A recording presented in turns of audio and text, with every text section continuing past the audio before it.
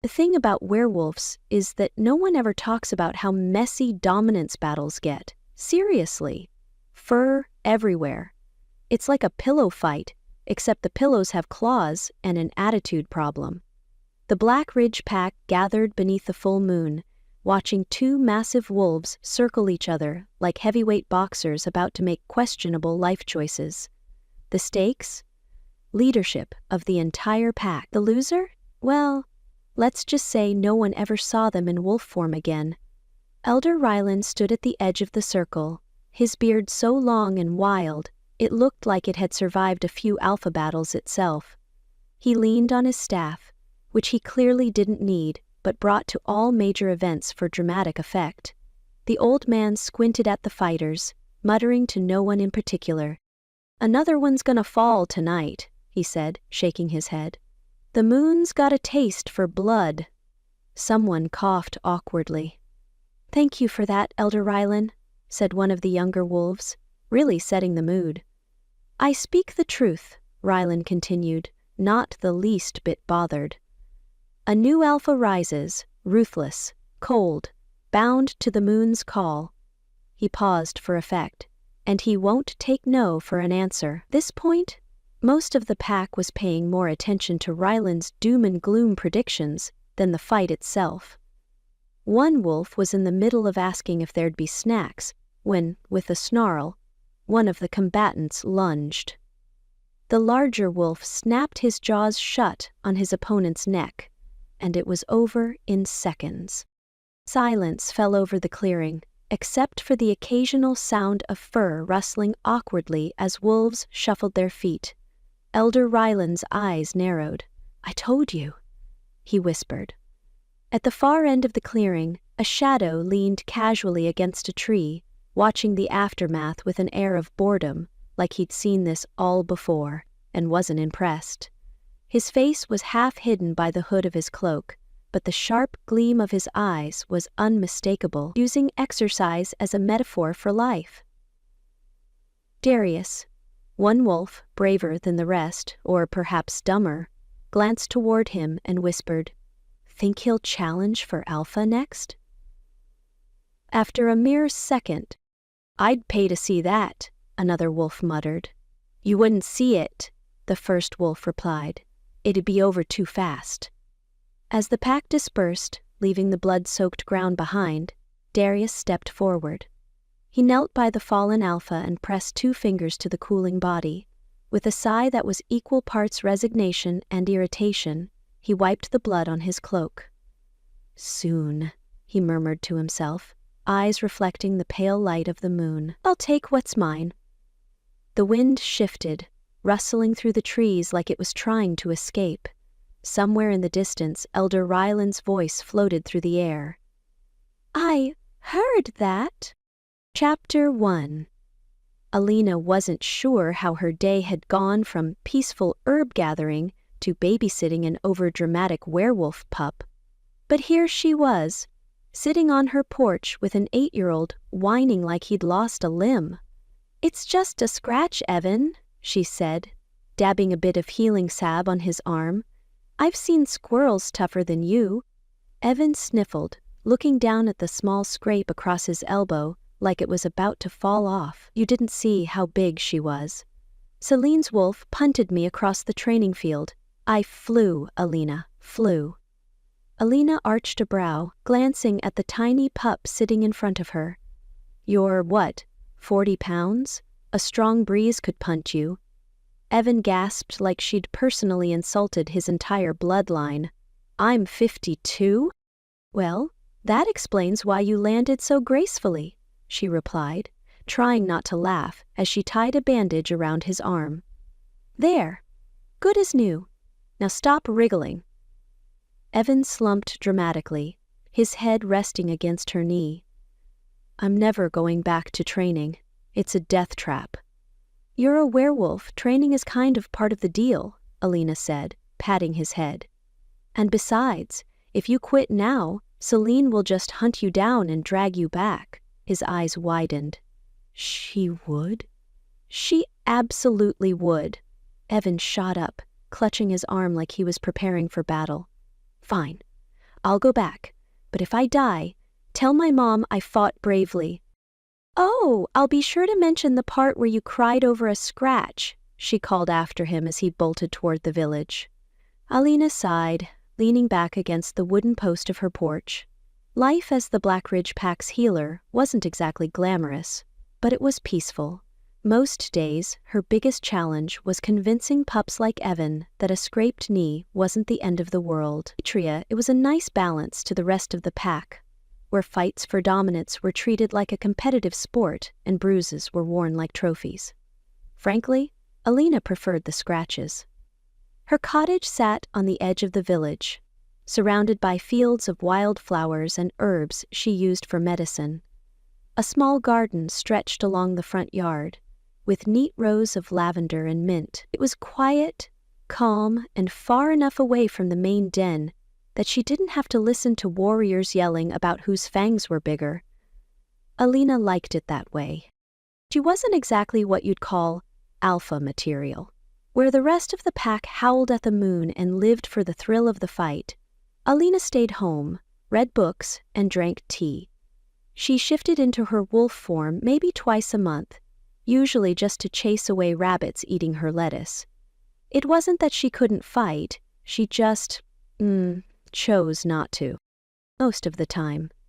"Alina?" She glanced up, spotting Garrett, one of the elder wolves stomping toward her with a look that said, "I don't have time for pleasantries." Garrett was the pack's messenger, which meant he was usually the bearer of bad news. His permanent scowl probably didn't help. "Is this about Evan?" Alina asked, raising a hand. "I already fixed him up. He's fine. Might be traumatized, but physically he's good." Garrett waved her off. "Not about the pup. This is bigger. We've got another dominance challenge coming up." Alina groaned and immediately regretted getting out of bed that morning. "Oh, great. More fur flying around." "You know how it is. Can't avoid these things." "I literally avoid them by staying right here," she replied, motioning to her porch. Garrett grunted. "Well, you might want to stock up on supplies. Last time half the pack needed stitches." Alina sighed, already mentally listing the herbs she'd need. Who's challenging who? Garrett's mouth tightened. "No one knows yet. All we've heard is that it's happening under the next full moon. 2 weeks. 2 weeks. That was barely enough time to teach Evan the difference between bravery and dramatic flair." Alina rubbed her temples. "I hate full moons." "Don't we all?" Garrett gave her a nod and started to walk away before pausing. "Oh, and if Darius shows up asking for you, good luck." She froze. "Why would Darius be looking for me?" Garrett shrugged, in that unhelpful way messengers always did when they didn't want to explain things. "No idea, just passing the message." Alina narrowed her eyes at his retreating back. Darius? The strongest, scariest alpha-in-waiting had zero reason to come near her. She hadn't spoken more than 3 words to him since she accidentally spilled tea on his boots last year. He hadn't killed her for it, so that was nice. But Darius wasn't exactly known for his friendly nature. If he was involved in this dominance challenge, her peaceful little world was about to get a lot more complicated. Alina stared out at the tree line, where shadows stretched long in the late afternoon light. 2 weeks, she muttered. Better start prepping the bandages. Chapter 2. Alina had always thought gathering herbs at night would be peaceful. The moonlit fields, the soft rustling of leaves, very cottagecore. But apparently the universe had other plans. She knelt by a patch of wild lavender, carefully snipping the stems and stuffing them into her satchel. The cool night air whispered through the trees, but something felt off. Off, not monsters lurking in the dark, off, but more like someone's watching, and it's not a friendly bunny. Alina glanced over her shoulder. Nothing. Just trees swaying lazily. Relax, she told herself, though she said it in the least relaxed voice imaginable. As a healer, Alina wasn't supposed to be afraid of the dark, but her wolf's senses were tingling in the, hey, maybe we should leave this area immediately kind of way. She stuffed the last handful of lavender into her bag and stood up, dusting dirt off her knees. The moon hung low in the sky, casting silver light over the village below. It should have been peaceful. It was peaceful. Until Alina froze mid-step. Nope. Nope. Nope. Nope. That was not the I'm just casually howling at the moon because I'm dramatic kind of howl. That was the I'm a big bad wolf and probably up to no good kind. Great, she muttered, gripping her satchel like it was going to protect her from whatever was lurking out there. The howling faded, replaced by distant murmuring from the village. Alina could see faint lantern lights flickering along the edge of the houses, shadows of wolves moving in and out of doorways. They had definitely heard it too. Her instincts screamed at her to head home, lock the door and pretend she hadn't just heard that. But no, she had to pass through the village first, which meant listening to the gossip committee, aka the elder wolves who had nothing better to do than speculate wildly about everyone else's lives. As she trudged back into the village, she spotted a group of them clustered near the well, speaking in hushed tones.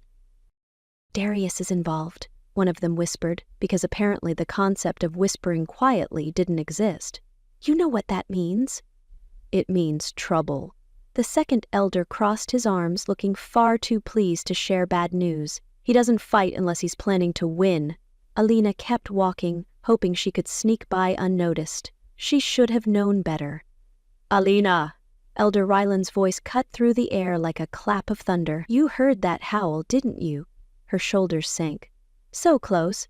"Oh, yeah, just passing through," she replied, holding up her satchel as if it were a hall pass. "Lavender mission complete."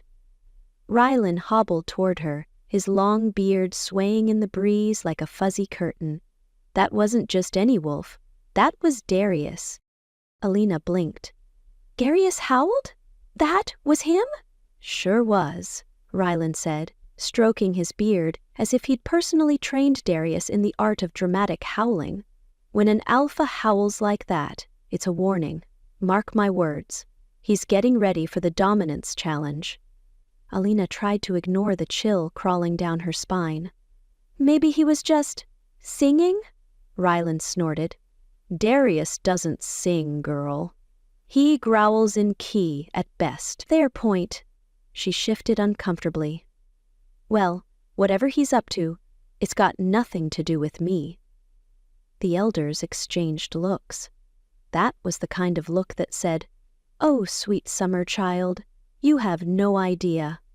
Before they could fill her head with more horrifying possibilities, Alina quickened her pace. "Anyway, great chat. I need to get back before my herbs wilt." "You'd best stay away from the challenge, Alina," Ryland called after her.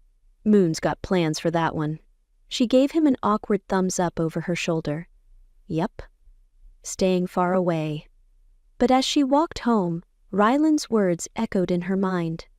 Darius didn't fight unless he was planning to win. She wasn't sure what was scarier, the thought of Darius winning or the thought of what might happen if he lost. Chapter 3. Alina had one rule in life: don't attract attention. It was a simple rule, a good rule, one that had kept her happily out of the way during countless pack brawls and dominant squabbles. Yet somehow, fate, or maybe the moon goddess, loved testing her patience. Which was why she now found herself in the middle of the village square, face to face with Darius. To be clear, she hadn't meant to run into him. She'd been on her way to the bakery, thinking about pastries and minding her own business. But the second she stepped outside, there he was, towering over everyone like some dark, brooding shadow with arms. He was standing by the well, his expression hard as stone as he addressed a group of warriors. Darius wasn't the loud type. No yelling or chest thumping. The largest nope, he just stood there, arms crossed, speaking low enough that everyone had to lean in to catch a word. Classic power move. Alina ducked behind a fruit stand and prayed to blend in with the apples. Unfortunately, blending wasn't her strong suit. Darius's gaze flicked toward her. For one horrifying second, their eyes met. Alina's stomach immediately dropped into her shoes. He didn't glare exactly, but it was the kind of look that said, "I see you, and you are not stealthy." To make things worse, Elder Ryland's voice boomed across the square. "Ah, Alina, fancy seeing you out and about." Alina froze, mid-duck. Slowly she straightened, gripping the strap of her satchel like it was the only thing keeping her tethered to earth. The warriors standing around Darius all turned to look at her. She offered a weak wave.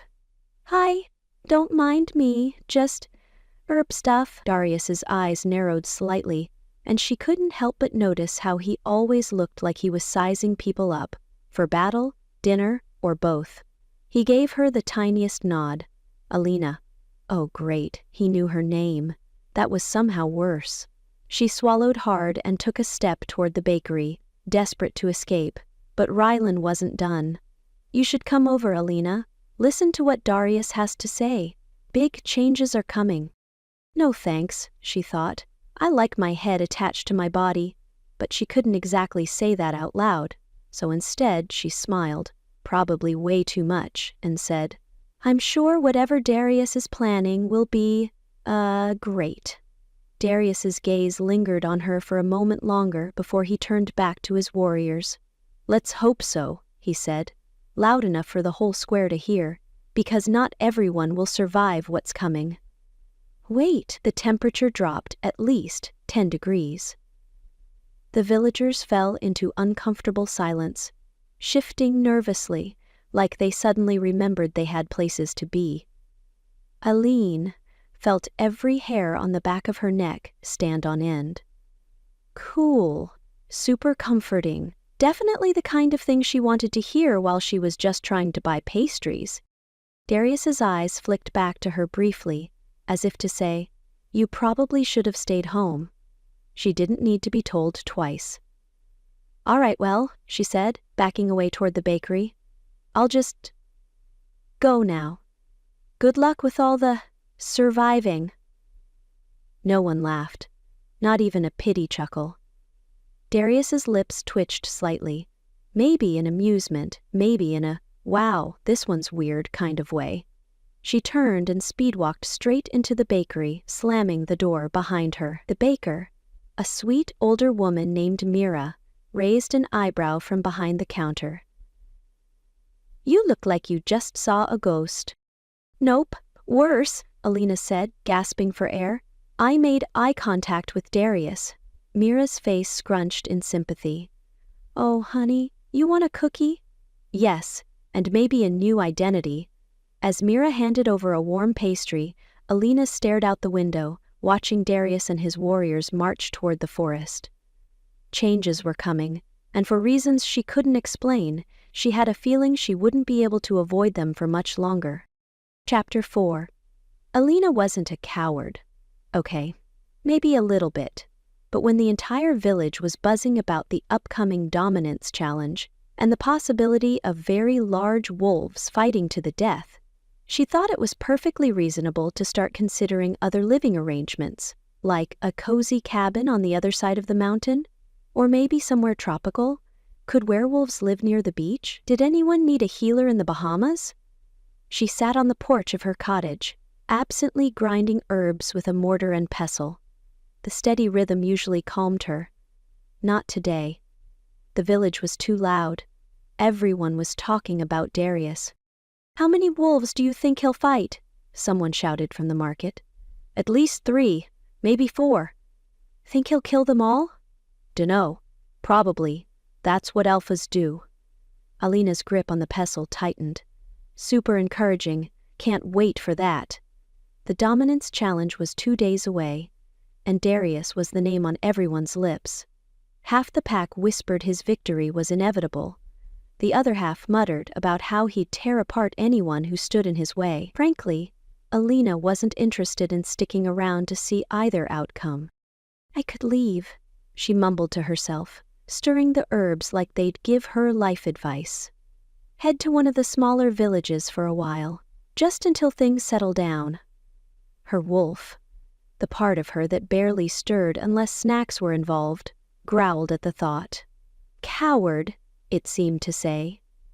Don't start, Alina grumbled. You're the one who naps through pack meetings. The wolf stayed quiet, but she felt it pacing at the edges of her mind, as if even it thought abandoning the pack was the wrong move. Great. When your inner wolf starts judging you, life is officially too complicated. Alina shook off the feeling and focused on her herbs. Healing was her thing. It was calm, quiet, bloodless. She liked it that way. Fights for dominance? Not her problem. She wasn't a warrior. She wasn't an alpha. She was the person patching up the wolves who got knocked out by the actual fighters. So why did she feel guilty about wanting to leave? Alina sighed, scraping the powdered herbs into a glass jar. I'm not responsible for Darius's problems. If he wants to fight half the pack, that's his business. The wind answered by rattling the shutters. Thanks for the support, she muttered. As if on cue, a sharp knock echoed at her door. Alina frowned, setting the jar aside. Visitors were rare unless someone needed medicine or advice on what not to eat in the forest. When she opened the door, Elder Ryland practically fell inside. Alina yelped, catching the old man before he hit the floor.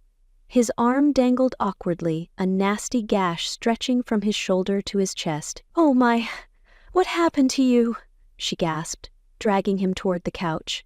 Training accident, Ryland wheezed. Apparently, I'm not as quick as I used to be.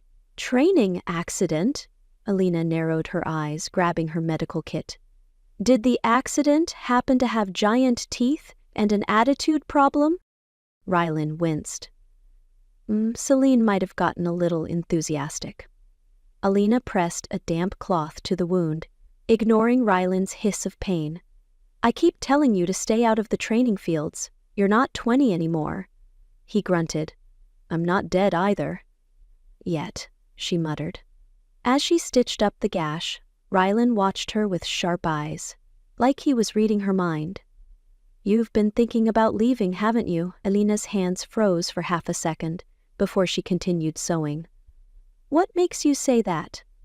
You're grinding herbs like they insulted your family, she sighed, tying off the final stitch. I just don't want to be around when the challenge starts.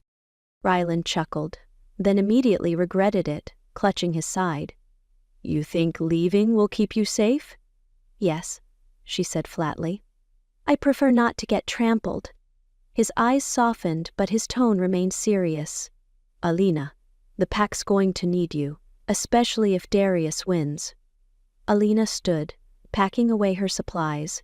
If Darius wins, he won't need a healer. He'll need a cleanup crew. Maybe. But you're more important to this pack than you realize. She paused at the doorway, the weight of his words settling over her like a blanket she didn't ask for. Ryland shifted on the couch, his old bones creaking. You can leave if you want, but something tells me this fight is going to change things. For everyone. Alina wanted to argue. She wanted to point out that healers didn't belong in the middle of power struggles.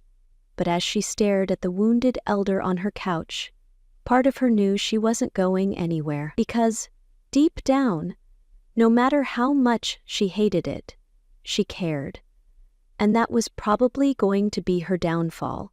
Chapter 5. Alina was starting to think the universe had it out for her. She wasn't positive, but when an elder wolf with suspicious claw marks crashed on your couch the same week the pack's scariest alpha-in-waiting was planning to fight anyone with a pulse, you had to wonder. Elder Ryland lay propped up on pillows, sipping herbal tea like he hadn't just bled all over her floor. His arm was bandaged, and his face looked slightly better, now that it wasn't ghostly pale. Alina sat across from him, arms crossed, waiting for him to explain why he'd actually shown up at her door half dead. So, she began, tapping her foot. Want to tell me what really happened out there? because I don't buy the Celine got enthusiastic story. Rylan lowered his cup slowly, like he was about to drop some dramatic truth bomb. All right, but you're not going to like it. I don't like anything about this week, Rylan. Hit me with it. He sighed and leaned forward, voice dropping to a conspiratorial whisper. I was ambushed. Alina's eyes narrowed. Ambushed? By who? Rylan scratched his beard, avoiding eye contact. Technically, by 3 whos. 3? Alina nearly choked. Who jumps an elder? What, were they hoping to win a discount dominance fight?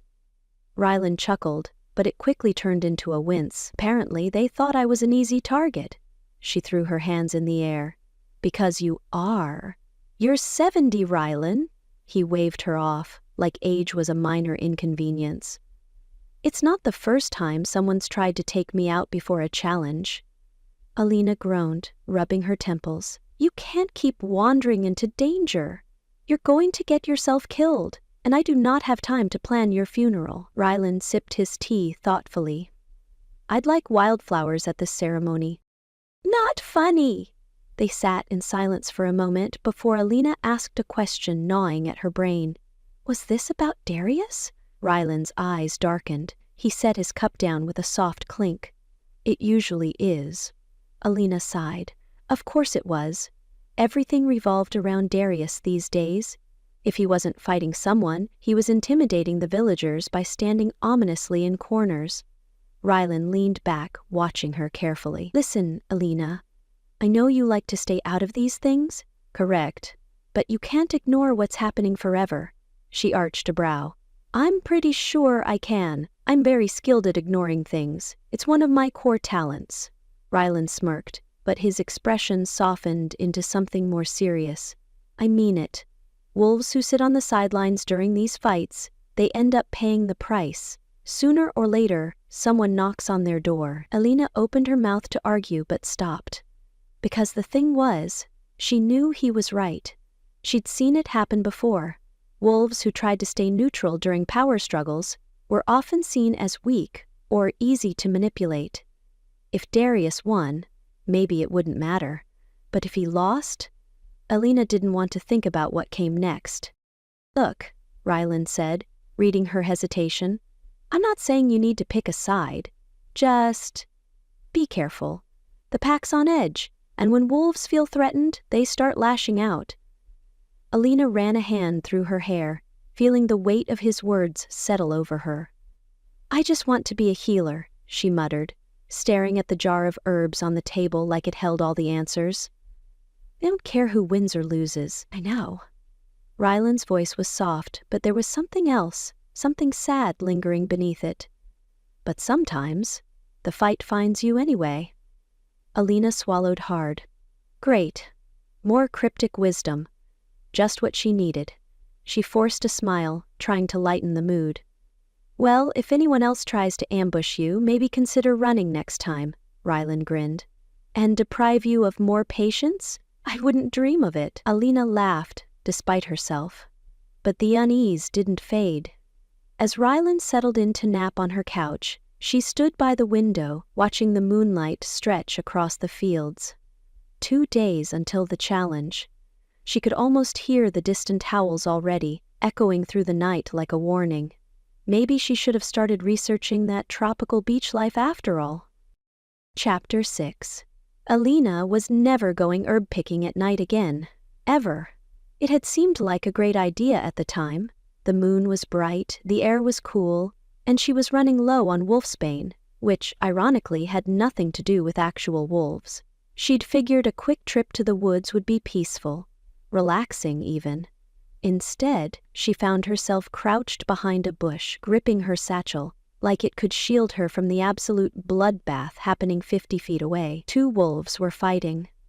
And by fighting, she meant trying to turn each other into fur rugs. The clash of claws and snarls echoed through the clearing.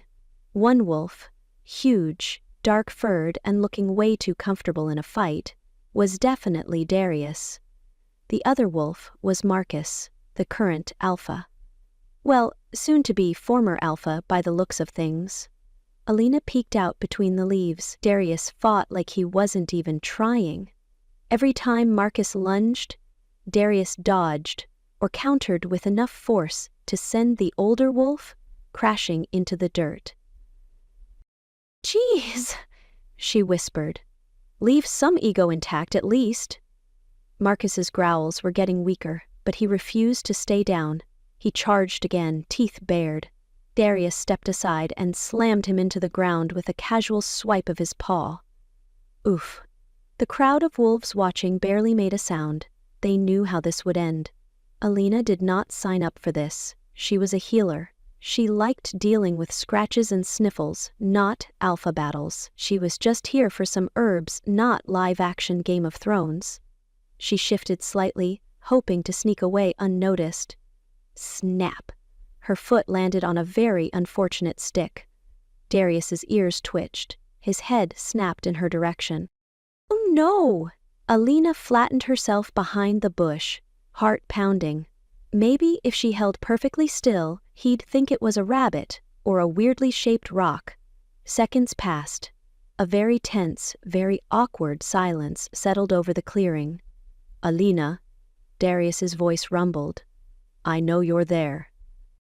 Great. She considered making a run for it, but that felt like a surefire way to get labeled suspicious bush girl for the rest of her life. Reluctantly, she stood up, brushing dirt from her knees and doing her best to look totally normal, like she wasn't just spying on a death match. "Oh, hi there," she said, waving awkwardly. "Didn't see you guys there, just, gathering some lavender. It helps with anxiety, and well, you know." Darius stared at her. So did everyone else.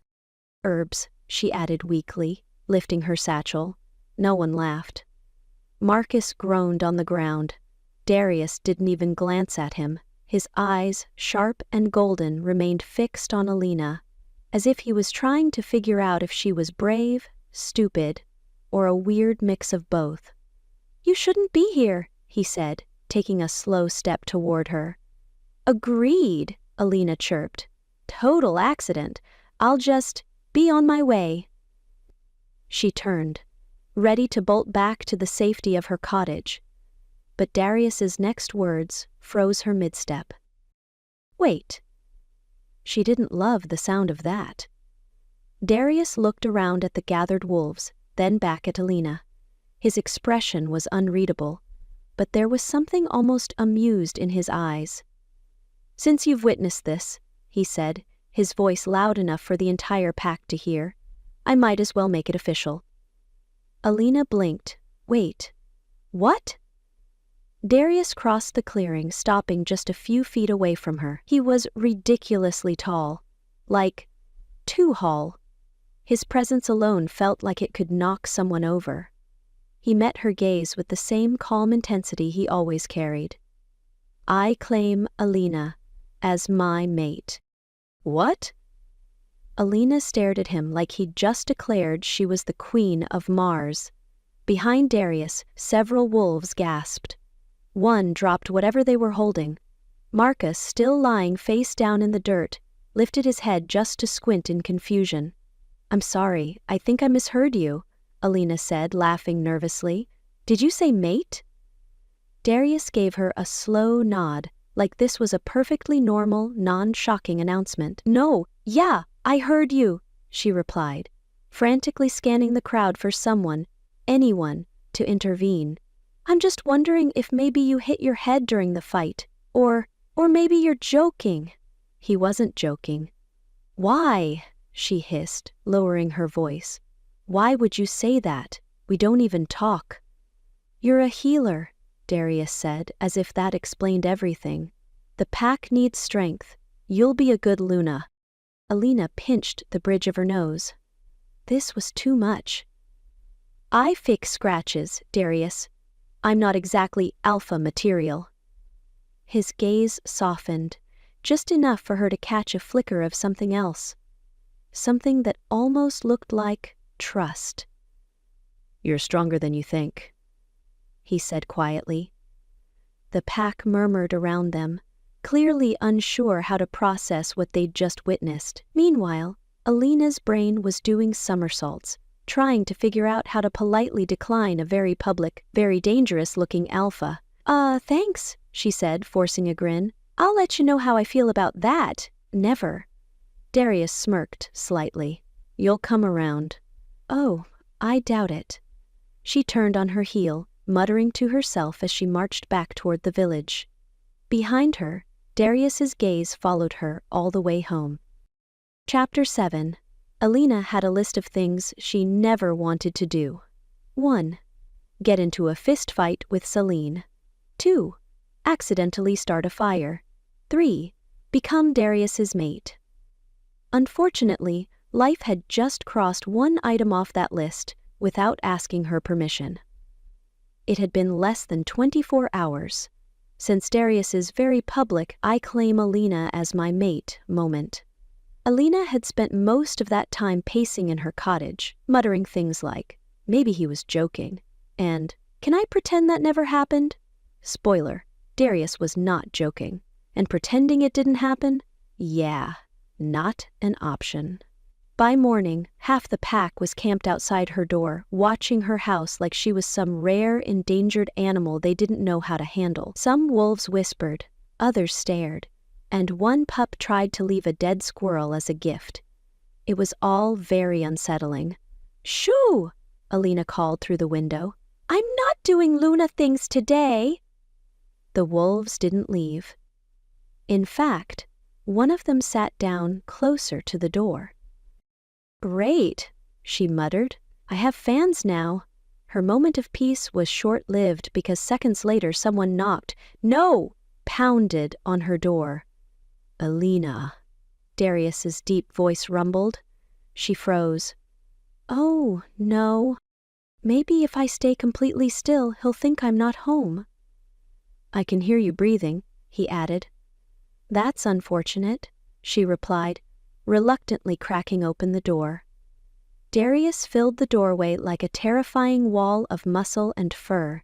His sharp golden eyes practically screamed alpha. We need to talk, he said, stepping inside without an invitation. Come right in, I guess, she mumbled, closing the door behind him. Darius looked around her cozy, herb-filled cottage like he'd accidentally wandered into the wrong dimension. She doubted he spent much time in homes that smelled like chamomile tea and lavender. Look, Alina started, cutting straight to the point. About that whole claiming me as your mate thing. I think we should revisit that idea, and maybe... Not. Darius crossed his arms, staring at her like she'd just suggested the sky wasn't blue. It's already done.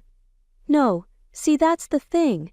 It shouldn't be done, because no one asked me if I wanted to be part of it. You were there, he replied, as if that counted as a signed contract. Alina threw her hands in the air. I was behind a bush. Darius's lips twitched. She swore he was trying not to smile. You witnessed the challenge, he said, calm as ever. By ancient law, I claimed you as Luna. Oh, ancient law, she scoffed. Why not?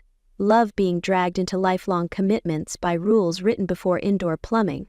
Darius leaned against her table, completely unbothered. You'll get used to it. Alina narrowed her eyes. Or I could leave. That finally wiped the smirk off his face. You won't get far, Darius said smoothly. The pack already considers you Luna. If you run, they'll follow. Alina paled. They'd chase me? He nodded once. Wolves are stubborn. Yeah, no kidding. Alina slumped into a chair, head in her hands. So what you're telling me is that I can't escape this? Darius shrugged. It's better to accept it. I don't intend to release you. Her head snapped up. Oh, so now I'm some kind of hostage girlfriend? That's charming. His gaze softened slightly. You're not a hostage, Alina. The pack needs strength. You have it, even if you don't see it yet. Yeah, well, strength wasn't on my shopping list, she grumbled. Darius straightened, his tone shifting into something more serious. Come to the den tonight. The council will meet you. Oh, good, she muttered. A meeting with wolves who probably want to kill me. Looking forward to that. Dare you, mean one, Alina said, and the way he said it, low and deadly, made her believe him. Still, the whole situation felt surreal.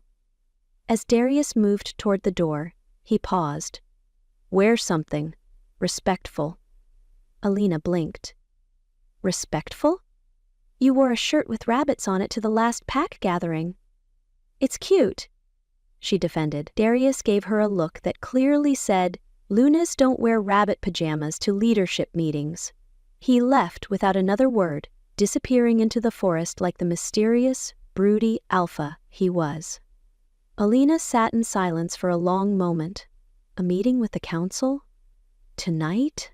She groaned and flopped back in her chair. Maybe if she just didn't show up, Darius would change his mind. Or maybe the pack would break down her door and drag her there. Either way, Alina was pretty sure she was stuck. Chapter 8. Alina needed backup. Specifically, the kind of backup that came with decades of wisdom, zero interest in pack politics, and a general dislike of unnecessary drama. So, naturally, she went to see Mira. Mira was the village's oldest healer, which meant she'd been around for way too long and knew everything about everyone. Her cottage smelled like herbs and mystery, and she had the unsettling ability to know what you were about to say before you even said it. Basically, Mira was terrifying in the way only sweet grandmothers could be. Alina knocked softly on the door, and it creaked open almost immediately. "You're late," Mira called from inside. Alina blinked. "I didn't know I was supposed to be here." "You are now." "Yeah." Mira was definitely psychic.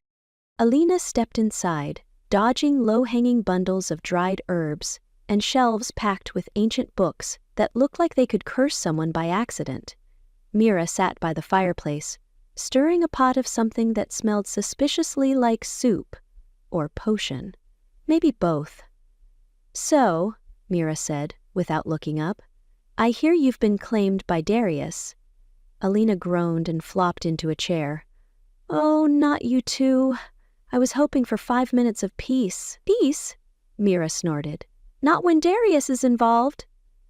"I didn't ask to be his Luna, Mira. I was just trying to collect herbs, and somehow that turned into accidental eternal commitment."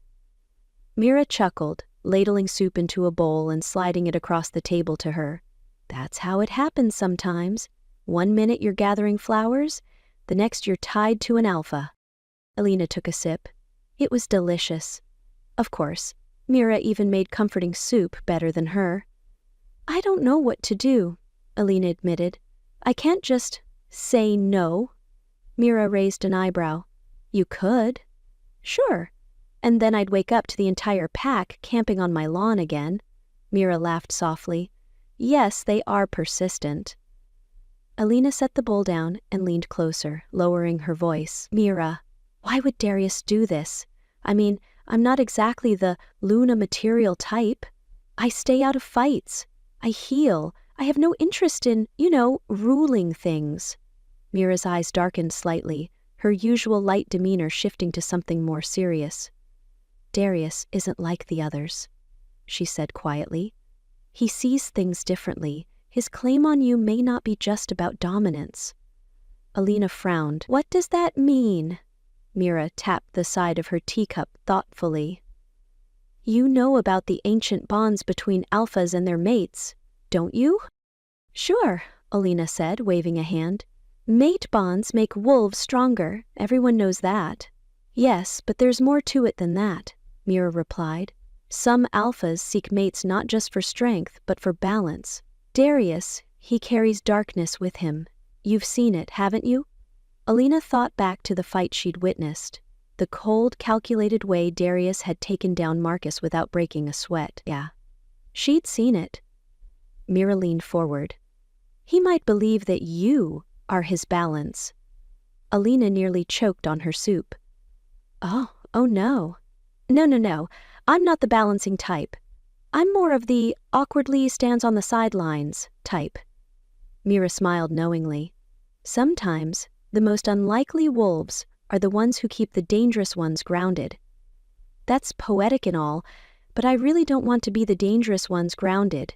That's poetic and all, but I really don't want to be the dangerous ones grounded. That's poetic and all, but I really don't want to be the dangerous ones grounded. That's poetic and all. Mira stood, crossing the room to one of her many shelves. After rummaging for a moment, she returned with a small leather cord wrapped around a gleaming silver pendant shaped like a crescent moon. She pressed it gently into Alina's hand. "This will help," Mira said. Alina stared at the pendant. "What is it?" "An enchanted talisman. It carries protective magic. Darius is powerful, but even the strongest wolves are vulnerable to old magic." Alina squinted at the necklace. "So, if he tries to turn into a scary, overprotective alpha, I just flash this at him like, ta-da, and he calms down?" Mira laughed. "Something like that. It should shield you from being overwhelmed by the bond." Alina slipped the pendant around her neck, feeling the cool weight of it against her skin. "Thanks," she said, half smiling. "At least now I have some magical bling to go with the impending doom." Mira placed a hand on her shoulder, her expression soft but serious. "Be careful, Alina. Darius may not mean you harm, but that doesn't mean he's not dangerous." Alina nodded, trying not to think too hard about what that meant. As she left Mira's cottage and stepped back into the night air, she toyed with the pendant around her neck. One thing was becoming clearer by the minute. She might not want to be involved in pack politics, but she didn't have a choice anymore. Chapter 9. Alina had a simple plan. Pretend none of this Luna business was happening, and hope Darius got distracted by something more interesting. So far, it was not working. For the past 2 days, she had gone about her usual healer duties, gathering herbs, fixing minor injuries, and avoiding eye contact with every single person in the village. It didn't help. The pack was acting weird. "Oh, Luna, let me carry that for you." A young warrior practically sprinted across the field to grab her satchel. Alina held on tightly. "I got it, thanks." No, he insisted, tugging harder. "It's a bag of leaves, Corey. Calm down." Still, he wrestled it from her grip like it was pure gold. Then there was the market incident. "Luna, take as many apples as you like," the vendor gushed, shoving fruit at her like she was royalty. "I don't need. They're on the house." Alina now had enough apples to open her own stand. And the worst part? Celine. The pack's fiercest warrior, who already didn't like Alina, had taken glaring to professional levels. Celine's eyes followed her everywhere, and the expression said, "I can bench press you, and I just might." Awesome. But the real problem showed up that evening when Alina returned to her cozy little cottage, ready to relax with tea and pretend she wasn't technically Luna. And who was waiting on her porch? Darius. Because of course he was. He stood with his arms crossed, leaning casually against the doorframe, like he had all the time in the world, his golden eyes fixed on her the second she stepped into the clearing. Alina groaned internally. "You're in my spot," she said, walking up the path. Darius didn't move. "You haven't come to the den." "I know," she replied brightly, unlocking her door. Weird how that worked out. He stepped inside before she could close it. "Seriously?" she muttered. "Boundaries, Darius." He glanced around her small cottage like it was some kind of foreign environment. His large frame made the space feel ridiculously tiny. "This isn't the den," he said flatly. "Wow," Alina gasped sarcastically. "I hadn't noticed." Darius narrowed his eyes slightly. "You're supposed to live with me now." Alina crossed her arms, standing her ground. "Yeah, about that. I think I'll pass." The silence that followed was heavy. "You can't just pass on the bond," Darius said. his voice dropping into that alpha gravelly tone that probably intimidated everyone except her. "I'm pretty sure I just did. You're weakening it by staying here." Alina sighed and pinched the bridge of her nose. "Darius, I don't want to be Luna. I'm not interested in den life, pack politics, or whatever it is alphas do all day.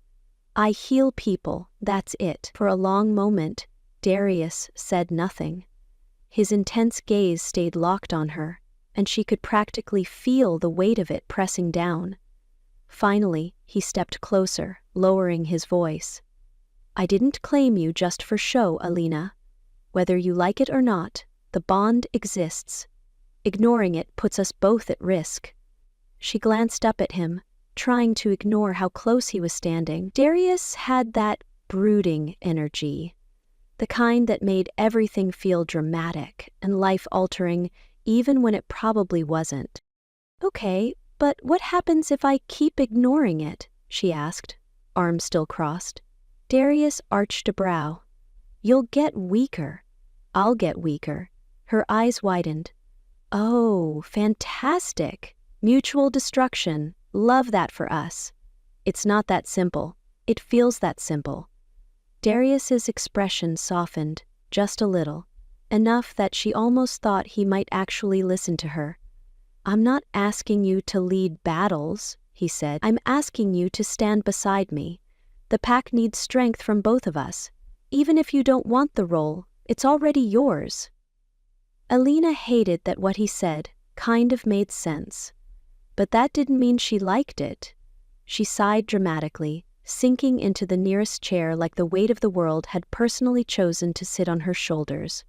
"Fine," she muttered. "I'll think about it." Darius tilted his head, clearly skeptical. "You'll think about it?" "Yes. That's as good as you're getting." He exhaled through his nose, probably deciding not to push the issue for now. "Don't wait too long," he warned, heading for the door. Before he left, he paused, glancing over his shoulder. "If you run, I will find you." Alina rolled her eyes. Yeah, big scary alpha tracking skills. I got it." But once he was gone, she sat in silence, fiddling with the pendant Mira had given her, because, despite all the sarcasm, one thing was becoming painfully clear. Running away wasn't going to solve this. Chapter 10. Alina's day had been going perfectly fine. She'd brewed some tea, restocked her healing herbs, and managed to avoid any and all conversations about pack politics. For a brief, blissful moment, she thought maybe, just maybe, Darius had forgotten about the whole "you're my mate" thing. Then she got tackled by a wolf. One second she was peacefully picking chamomile, the next she was flat on her back, staring at the sky while a snarling gray-furred werewolf hovered over her like she owed him money. Can I help you?" she wheezed, trying to squirm out from under him. The wolf growled, his teeth bared inches from her face. "Oh, cool," she thought. "I'm about to be someone's dinner." "Darius shouldn't have chosen you," the wolf snapped, his breath awful. "Weak mates mean weak alphas." Alina blinked. "Okay, rude." She twisted, grabbing for the satchel at her side, hoping she could throw a handful of herbs in his face, because honestly, what else did she have? Before she could unleash the power of mint leaves, a dark blur crashed into the gray wolf, knocking him clean off her. "Stay down," Darius's voice growled, low and lethal. Alina sat up, brushing dirt from her hair, just in time to see Darius pin the rival wolf to the ground like he was swatting a fly. His claws pressed against the wolf's throat, and the look in his eyes said, "I dare you to try something else." The rival squirmed, but wisely decided to keep still. "Attacking a Luna," Darius growled. "You must have a death wish." She's not even," the wolf stammered, but Darius's claws dug in just a little deeper. "I don't recall asking for your opinion," Darius said coolly. Alina, still sitting awkwardly in the grass, waved hesitantly. "I'm fine, by the way. Thanks for asking." Darius ignored her. Typical. A crowd had started to gather around the clearing, whispering in hushed tones. Alina could feel their eyes boring into her, half in curiosity, half in judgment. "Luna or not," one of the elders muttered. "If she's going to stay here, she needs to stand with them. Otherwise, this will keep happening." Another wolf nodded. "She's a target as long as she's out here alone." Alina's stomach dropped. Fantastic. First I get mauled, now I'm a walking bullseye. Darius finally released the rival wolf, letting him limp away with his tail between his legs. Without missing a beat, he turned toward Alina and offered his hand. She hesitated, staring at it like it might bite her. "Do I have to take it?" she asked. "You can sit in the dirt if you'd prefer," Darius replied, his face completely serious. Alina sighed and grabbed his hand. He pulled her to her feet like she weighed nothing. Before she could dust herself off, Darius raised his voice for the whole pack to hear. "She is your Luna," he declared, his golden eyes sweeping over the crowd. "Challenge her, and you challenge me." Alina froze, feeling every single eye shift to her. "Oh, great." The crowd murmured their approval, or at least, their acceptance. Alina, meanwhile, resisted the urge to crawl into a bush and stay there forever. She tugged on Darius's sleeve, lowering her voice. "Did you have to say that in front of everyone?" "Yes." "Cool. Love being the center of attention. Definitely didn't almost get eaten 5 minutes ago or anything." Darius's gaze softened for the briefest moment. "You'll get used to it." Alina let out a dramatic sigh. "I liked it better when people ignored me."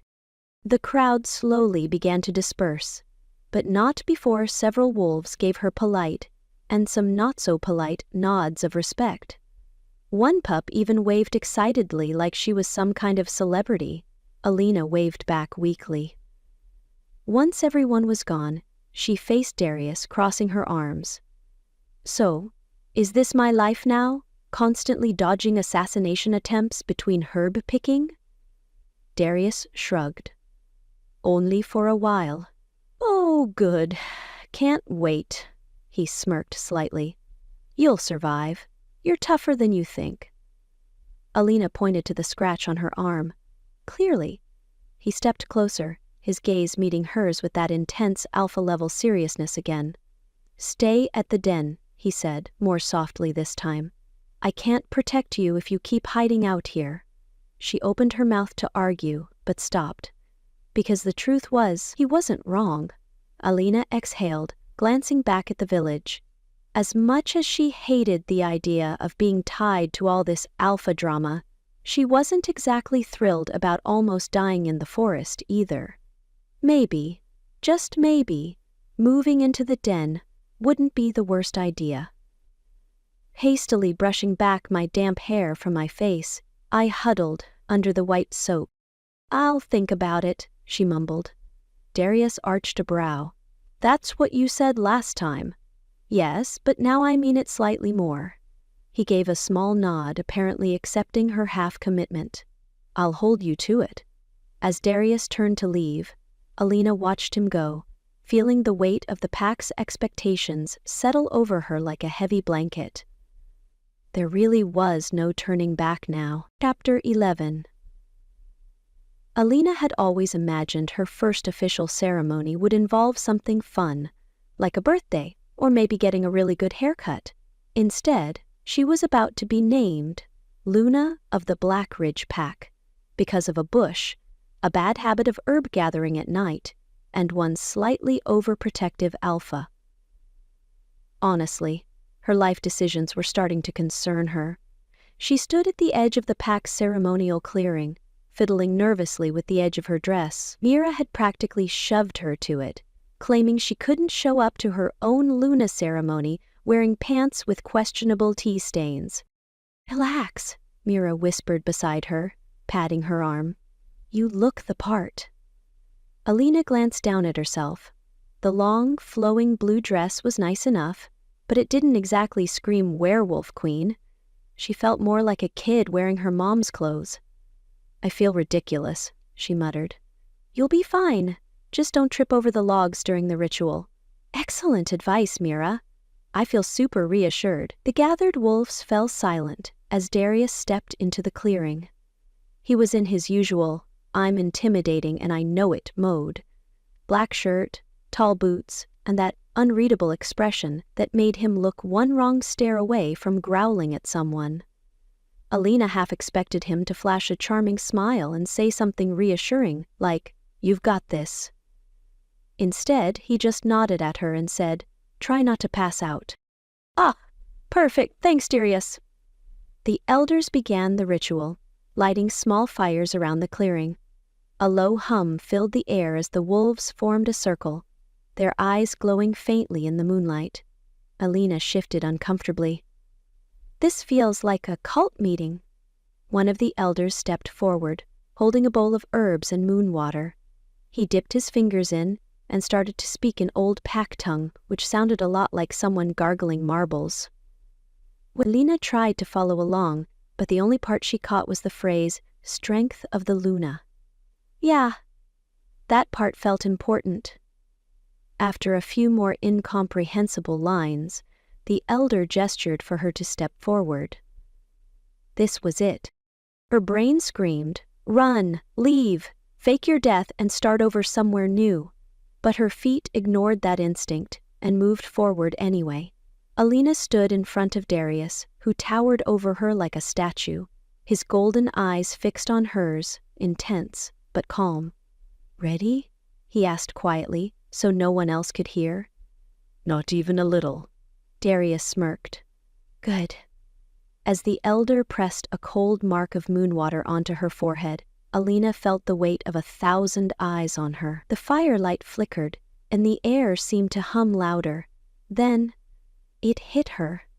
A sudden rush of energy coursed through her veins, hot and electric, like she'd just touched something she shouldn't have. Her knees wobbled, and for a split second, she thought she might actually fall over in front of everyone. Darius grabbed her arm, steadying her. "Breathe." Easy for him to say. He wasn't the one currently vibrating with mystical wolf magic. "What was that?" she whispered, trying to shake off the feeling. "Your bond with the pack," Darius replied calmly, though his grip on her arm tightened slightly. "It's normal." Normal? She was 99% sure this wasn't normal. The elder lifted his hands, signaling the end of the ritual. The pack howled in unison, their voices rising toward the full moon. Alina felt her wolf stir in response, something she hadn't felt this strongly before. The bond between her and Darius seemed to pull tighter, like an invisible thread connecting them. When the howling faded, Darius leaned in, his voice low against her ear. "You felt it, didn't you?" Alina swallowed, not trusting her voice. She gave a small nod. "It'll get stronger," he added, stepping back to address the pack. "Stronger?" "No thanks," she could barely handle this much. As the wolves approached to offer their congratulations, Alina plastered on a polite smile, accepting awkward nods and handshakes. Most of them seemed friendly enough, but others, not so much. Celine gave her a look that screamed, "I'm watching you." The woman turned briefly and left the class, and Alina stared back like, "Cool, please don't punch me." By the time the ceremony ended, the crowd dispersed, and Alina immediately sought Mira. "Okay," she hissed under her breath. "What was that weird surge of power, and why didn't you warn me about it?" Mira smiled knowingly, her eyes twinkling with something suspiciously like amusement. "It's part of the bond, dear. You're Luna now. The pack's magic will flow through you, whether you like it or not." "Not," Alina replied instantly. Mira chuckled. "You'll adjust. Eventually." As Alina glanced over her shoulder, Darius caught her eye from across the clearing. His gaze lingered, and for a brief moment, she felt that same strange pull deep in her chest. Oh, yeah. She was in for it now. Chapter 12. Alina had faced many challenges in her life. Stubborn pups, dramatic warriors with paper-cut-level injuries, and once, a wolf who insisted his headache meant he was dying. But nothing, absolutely nothing prepared her for pack politics. She had barely survived the Luna ceremony, and now she was being paraded through Darius's den like the newest exhibit at a werewolf museum.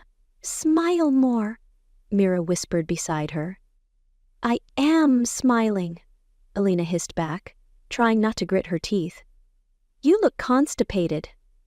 "Thank you for that incredibly helpful feedback." Darius led the way, calm as ever, while Alina followed alongside Mira, trying not to trip over the hem of her dress. The den wasn't just one big cave. It was more like an underground village with tunnels and stone chambers, and about 20 wolves staring at her like she was a surprised guest at a family reunion no one invited her to. Darius finally stopped in the main chamber, where a long wooden table sat surrounded by several wolves who all looked like they could bench press Alina and the table. "Alina," Darius said, motioning to the group, "these are my advisors." Advisors was clearly code for wolves who might secretly want to eat me. Alina gave a polite little wave.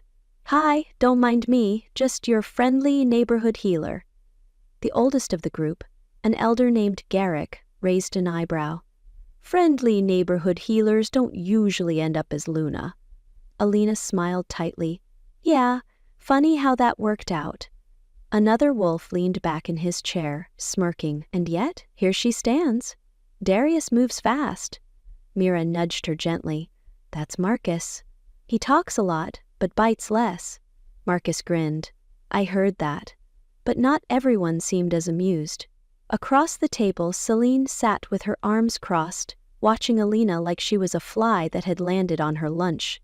Celine was tall, broad-shouldered, and oozed warrior energy. Her dark hair was pulled into a tight braid, and there was a faint scar along her jaw that screamed, "I fight things for fun." "She's not fit to lead," Celine said bluntly, not bothering to lower her voice. "Well, okay then." Alina blinked, glancing at Darius, half expecting him to shut Celine down. Instead, he said absolutely nothing. "Cool. Love that for her." "I'm not leading anything," Alina replied, forcing a laugh. "I just heal people and occasionally avoid getting mauled. No need for alarm." Celine's eyes narrowed. "You don't get to avoid anything now, Luna." The way she said Luna made it sound like an insult. Alina opened her mouth to respond, but Mira cut in smoothly. "Celine's protective of the pack, Alina. Don't take it personally." Celine snorted. "I'm protective of Darius." "Ah!" There it was. Alina wasn't blind. She'd seen the way Celine watched Darius like she was 2 seconds away from writing his name in her diary with hearts around it. "Good," Alina replied, meeting Celine's stare. "He could use the backup. He's always running around brooding dramatically." Marcus choked on his drink. Garrick outright laughed. "Darius? He didn't even blink." Celine's jaw tightened, and for a brief moment, Alina wondered if she was about to get tackled again, in front of everyone this time. But instead of attacking, Celine leaned forward, placing both hands on the table. "You think this is funny?" she asked coldly. "The pack doesn't need someone to joke their way through leadership. Strength is what keeps us alive." Alina's smile faded slightly. "I'm not trying to lead anything, Celine," she replied evenly. "I know what I am. I'm a healer. I didn't ask for this Luna role, but here we are." Celine's eyes darkened. "And that's exactly why you shouldn't have it." The room fell silent. "Oh good, a full-on challenge. Perfect."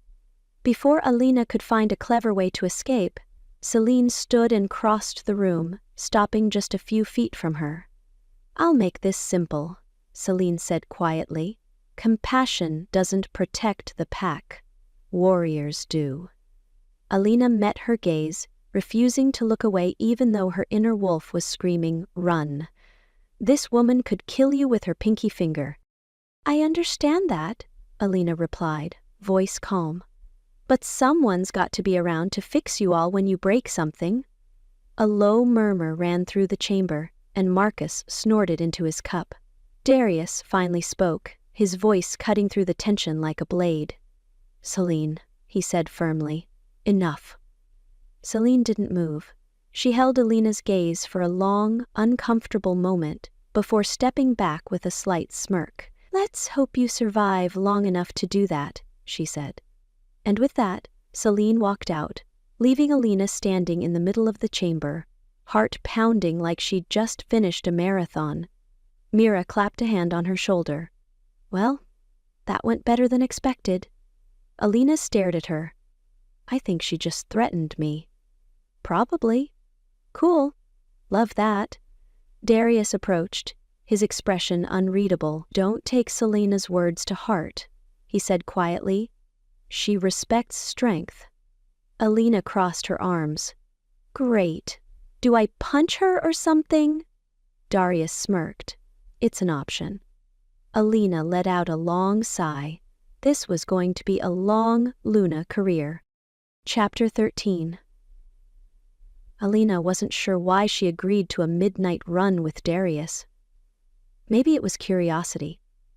Maybe it was the fact that every time she tried to sleep, she swore she could hear Darius's voice in her head, saying things like, "You can't ignore the bond forever."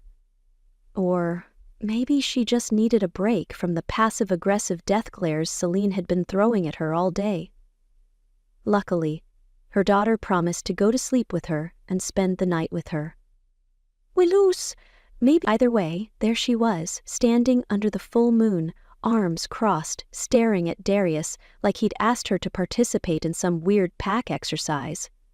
"Let me get this straight," she said. "We're just running?" Darius nodded, already shifting into his wolf form. His sleek black fur shimmered under the moonlight, and those sharp golden eyes locked onto hers, like he was waiting for her to follow. Alina squinted at him.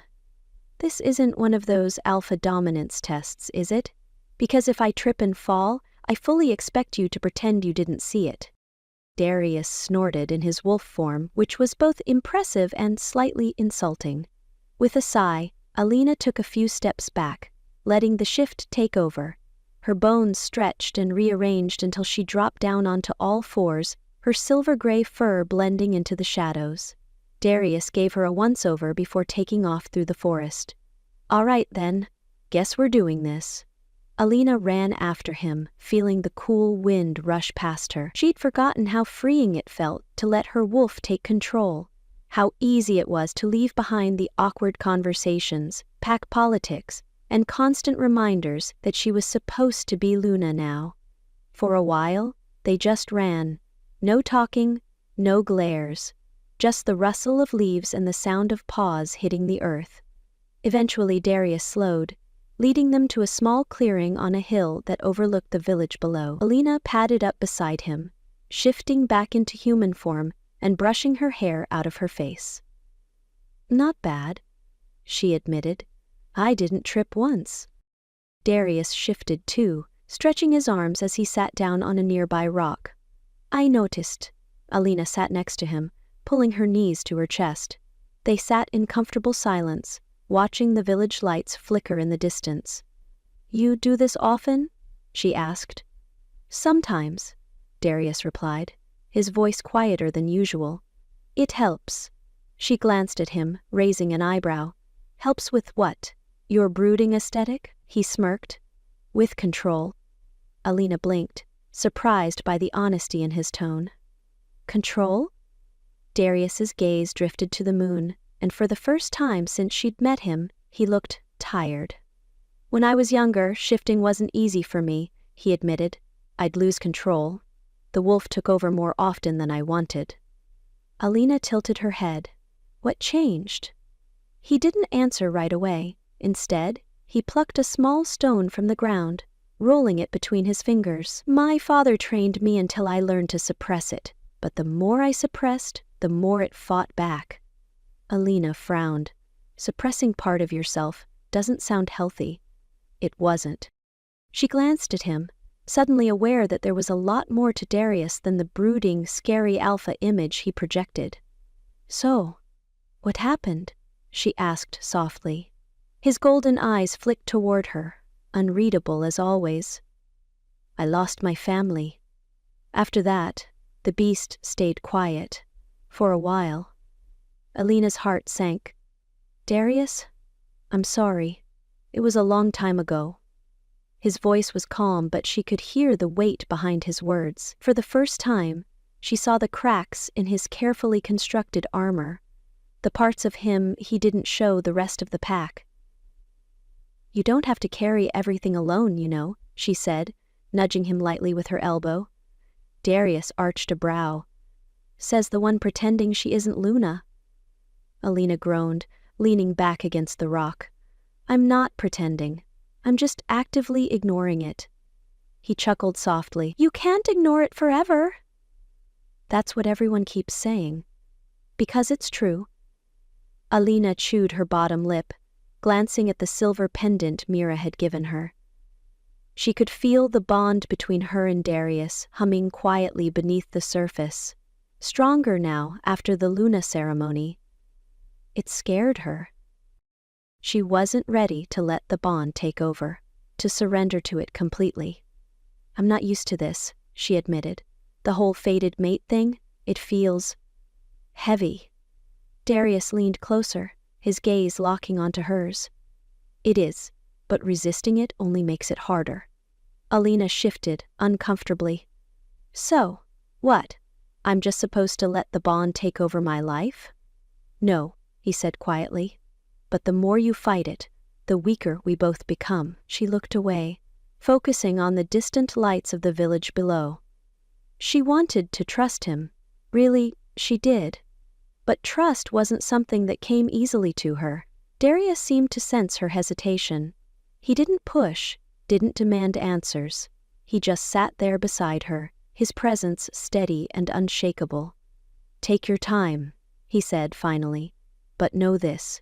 Whether you accept the bond or not, I won't let anything happen to you. Alina glanced at him, feeling her heart skip just a little. Wow, she said, forcing a grin. That's dangerously close to being sweet. You feeling okay? He smirked, shaking his head. Don't get used to it. Eileen laughed, and for the first time in a long while, the weight on her chest felt just a little lighter. But as she sat there beside Darius, watching the moon rise higher in the sky, she couldn't shake the feeling that sooner or later, she'd have to stop running from the bond and face it head-on. Chapter 14. Alina's peaceful afternoon of making tea and not thinking about the whole Luna thing was rudely interrupted by a very large, very unconscious werewolf crashing through her door. Alina! Marcus, Darius's second-in-command, barged in behind the injured wolf like this was a casual house call.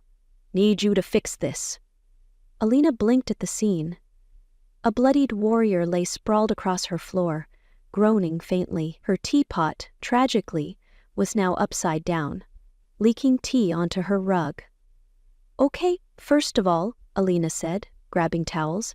I just cleaned this place, Marcus grunted. I'll buy you a new rug. You said that last time. Yeah, but I mean it this time. Alina knelt beside the injured wolf, pressing her hand against his chest to check the damage. His breathing was shallow, and his fur was matted with blood. What happened? She asked, already pulling herbs from her satchel. Order skirmish.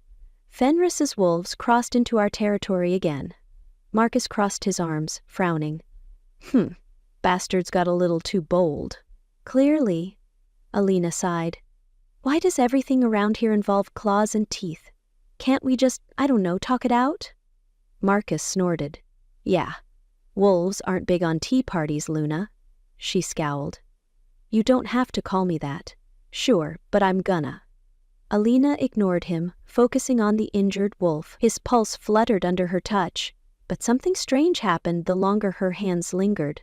A faint glow radiated from her fingertips, soft and silvery, like moonlight. Marcus took a step back. Is that supposed to happen? Alina blinked. Nope, not even a little. The glow grew stronger as she concentrated. The wolf's breathing steadied, and the deep claw marks across his chest began to close, way faster than they should have. By the time Alina pulled her hands away, the wolf stirred, his eyes fluttering open. What happened? He croaked, looking around in confusion. You almost died in my living room, Alina replied. You're welcome, by the way. Marcus stared at her like she'd just performed actual magic. That's not normal, he said slowly. Tell me about it, Alina muttered, wiping sweat from her forehead. I usually just slap on some bandages and hope for the best. By the time Marcus dragged the healed warrior out the door, half the village had heard the story. And because werewolves loved gossip almost as much as they loved dramatic dominance battles, the rumors spread faster than wildfire. By sunset, the entire pack was whispering about Alina's moon goddess powers. Did you hear? She healed Garrett with her bare hands. I heard she's blessed by the moon goddess herself. She glowed, I swear it. One wolf even claimed she had levitated, which was both ridiculous and wildly inaccurate. Alina slumped into her chair, pressing her face against the table. I healed one person, and now everyone thinks I'm running some kind of magical wolf hospital. Mira, who had been listening to the gossip outside, cackled from the kitchen. Well, you can't blame them. Not every healer accidentally glows on the job. Alina groaned. Great, this is just what I needed, more attention. As if on cue, Marcus appeared in the doorway again, looking far too amused. You ready for more attention? He asked casually. Nope. Well, too bad. She peeked at him through her fingers. What now? Marcus smirked. Darius just called a council meeting. He's naming you as the lead negotiator for the next border talk. Alina bolted upright. What? You heard me. Is he out of his mind? I'm not a negotiator. I barely convinced Celine not to throw me off a cliff last week. Marcus shrugged. Apparently Darius thinks you're the best choice. Did Darius say that? Not in so many words, Marcus admitted, scratching his beard. It was more like, Alina will handle it, and anyone who disagrees can deal with me. Alina slumped back in her chair. I don't know whether to be flattered or terrified. Marcus grinned. Both is a solid option.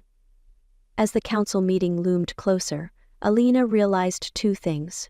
One, Darius clearly thought she could handle more responsibility than she wanted. Two, the pack was starting to believe in her, even if she didn't believe in herself yet. And that? That was a problem. Chapter 15. Alina didn't know what was worse. Leading pack negotiations, or realizing she had to do it. Without snacks. You're serious about this? She asked Darius as they approached the meeting point near the border. I can't negotiate when I'm hungry. What if I accidentally agree to hand over the village because I'm thinking about bread? Darius glanced at her, clearly unimpressed. You'll survive without bread. Debatable. Marcus snickered from behind them. Maybe bring snacks next time, Luna. Thank you, Marcus. Alina threw her arms up. See, he gets it. Darius ignored them both. Typical. As they approached the clearing, a small group of wolves from Fenris's pack were already waiting, watching with the kind of expressions that said, We don't trust you, but we'll pretend to listen. Alina straightened her back, silently hoping she didn't look as nervous as she felt. One of the wolves stepped forward, a tall man with gray streaks in his hair and an air of smug confidence that immediately made her want to roll her eyes. Darius didn't show, the man said, looking her over like she wasn't worth his time. And he sent his healer to speak for him? Alina smiled sweetly. No, I sent myself. Darius is just here to make sure I don't accidentally fight someone. Darius raised an eyebrow at her, clearly questioning that statement. The man, who Alina decided to mentally name Smugface, crossed his arms. This is a waste of time. You're not fit to speak for the Blackridge Pack. Ah, there it is. Alina had been waiting for someone to undermine her. Right on cue. Well, she said, tilting her head, unless you'd rather negotiate with Darius directly. Smugface opened his mouth, but Alina held up a hand, cutting him off. Because if that's the case, she added, flashing a sweet smile, I'm sure Darius would love to handle this his way, you know, with claws and blood. Darius stepped closer, looming just enough to add to the effect. Smugface hesitated. His pack shifted nervously behind him. That's what I thought, Alina said, folding her hands neatly in front of her. Behind her, Marcus choked down a laugh. Negotiation? Nailed it. For the next half hour, Alina did her best to keep the conversation calm and civil, which was hard because Smugface kept glaring at her like she'd insulted his mother. They discussed border patrols, territory lines, and something about hunting rights that she barely paid attention to. Everything seemed to be going fine, until one of Fenris's wolves, a tall, hooded figure who hadn't spoken until now, stepped forward. You should be careful, Luna, the man said quietly. His voice was smooth, but something about it made Alina's wolf tense. Not all your wolves are loyal. The clearing went dead silent. Alina blinked. Excuse me? Not everyone on your council agrees with Darius's decisions, the man continued. His eyes glowed faintly beneath his hood. Some of them might prefer other leadership. Her heart skipped. Darius stiffened at her side, and the temperature around him seemed to drop by several degrees. Are you suggesting someone from Blackridge is feeding you information? Darius's voice was low, dangerous. The hooded man smiled faintly. I'm not suggesting anything. Alina forced herself to stay calm, but her mind was racing. Was he bluffing, or was there actually a traitor in their pack? Thank you for your input, Alina said coolly, pretending not to care. But I don't take advice from strangers who don't introduce themselves. The man chuckled but said nothing else. When the meeting finally wrapped up and Fenris's wolves disappeared into the woods, Alina let out a breath she hadn't realized she was holding. Well, she muttered, that wasn't alarming at all. Marcus walked ahead to give them space, but Darius lingered beside her as they made their way back to the village. You did well, Darius said after a moment. Alina looked at him suspiciously. Was that a compliment? He smirked faintly. Don't let it go to your head. They walked in silence for a while, but Alina could feel the weight of what the hooded man had said hanging over them. Finally, Darius broke the quiet. I need you to be careful, he said, his voice lower than usual. Alina glanced at him. You think he was telling the truth, don't you? Darius's jaw tightened. I do, and if there's someone in my council leaking information, I won't let it go unanswered. Alina shivered. Darius wasn't one to make empty threats. Any idea who it could be? She asked carefully. His golden eyes narrowed. I have a few suspects. She didn't like the sound of that. Look, she said, trying to keep the mood light. If I get stabbed in the back by some traitorous wolf, I expect at least one dramatic revenge scene. Darius's smirk returned, but his eyes stayed serious. If anyone touches you, I'll handle it. Alina rolled her eyes, pretending her heart didn't just flutter a little. So overprotective. I can take care of myself, you know. I know, Darius replied. But you don't have to. And for once, Alina didn't argue. Chapter 16. Alina had exactly 2 plans for the day. 1. Drink tea. 2. Avoid Selene. Sadly, neither happened. Get up, Selene barked, standing over her with crossed arms and an expression that clearly said, I'm going to make you regret your life choices. Alina squinted up from her spot on the training field. I am up. Technically, Celine nudged her boot against Alina's ribs. Lying on the ground doesn't count? I'm resting. It's part of the process. It's been 10 minutes. Alina groaned, peeling herself off the dirt. This is excessive, even for you. Celine smirked. I thought Lunas were supposed to be tougher. Lunas also drink tea and read books, Alina shot back, wiping her hands on her pants. So maybe we could train in a library next time. Marcus chuckled from the sidelines, clearly enjoying himself way too much. She's got a point, Celine. Celine narrowed her eyes. You want to spar next, Marcus? He immediately straightened. Nope. You're doing great, Luna. Keep it up. Coward. Alina turned back to Celine, brushing hair from her face. All right, what now? More sparring? Or can I bribe you to let me quit early? Celine grinned, and for the first time, Alina swore she saw a flicker of respect behind the usual cold glare. Try to hit me, Celine said, slipping into a fighting stance. Alina frowned. I feel like this is a trap. It is. Perfect. Still, Alina did as she was told, lunging forward to throw a punch.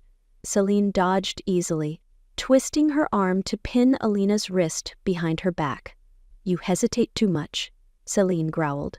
Stop thinking like a healer. Force of habit, Alina grunted, trying to squirm out of her hold. Celine released her, stepping back. Do it again. For the next hour, Celine proceeded to knock Alina down, repeatedly. But here was the thing. Alina got back up. Every time. By the end of it, Alina was covered in sweat and dirt, but she hadn't given up. Marcus whistled from the side. I've seen worse. Wow! Thanks, Marcus, Alina huffed, hands on her knees. Really boosting my confidence. Celine eyed her, arms crossed. She's not terrible, Alina straightened. Wait, was that a compliment? Celine grunted. Don't get used to it. Progress. As the younger pack members filtered into the training grounds, Alina stayed to watch. She noticed a few of them sneaking glances her way, whispering behind their hands. One pup, no older than 10, jogged up to her with wide eyes. Luna, can you show me that thing you did earlier? Alina blinked. You mean the part where I face-planted into the dirt? The pup giggled. No, when you dodged Celine's kick. It was cool.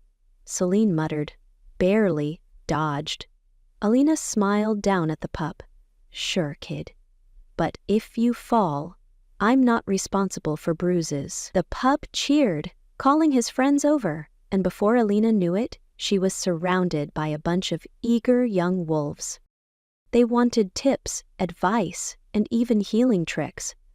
Alina might not have been the fiercest warrior, but apparently that didn't matter to them.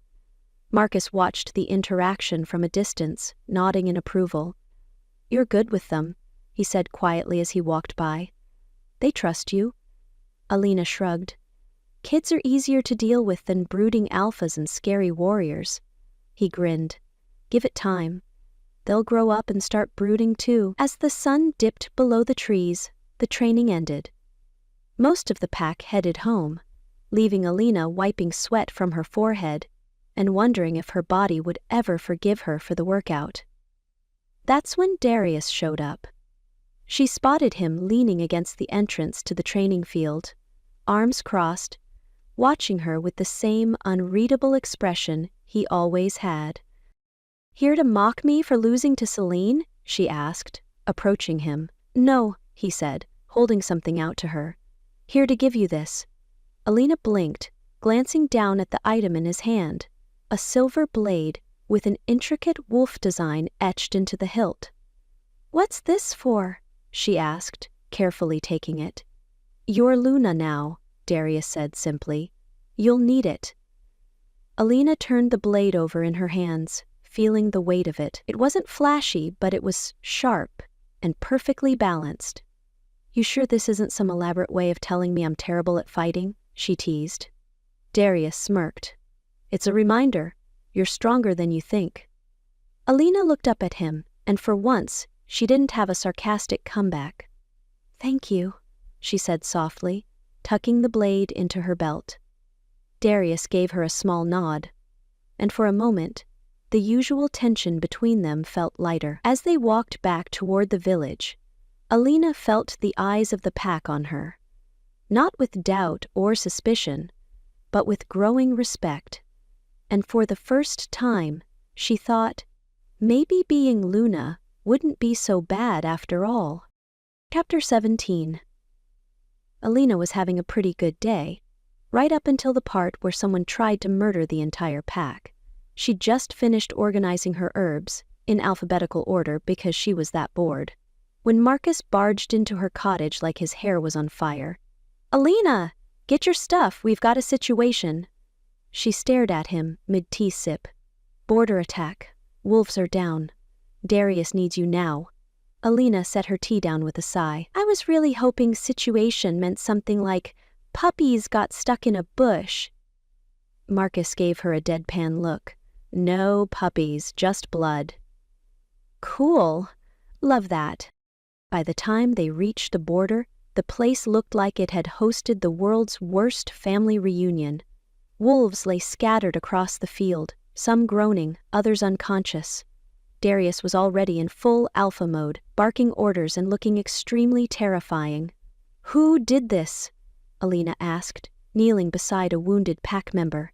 "Fenris's wolves," Marcus growled, "or at least, that's the guess. No one saw them coming." Alina pressed her hands to the injured wolf's side, and like before, that strange, moonlight glow seeped from her fingers. The gashes slowly closed, leaving behind faint scars. Marcus raised an eyebrow. "Still freaky, but I'm not complaining." "I'll take freaky over dead any day," Alina muttered. More wolves were brought to her and she worked faster than she ever thought possible. The moon overhead felt like it was supercharging her, and she wasn't sure if she liked it or if she should be concerned. After healing the fifth warrior, Alina wiped her hands on her pants and looked up at Darius. "How many more?"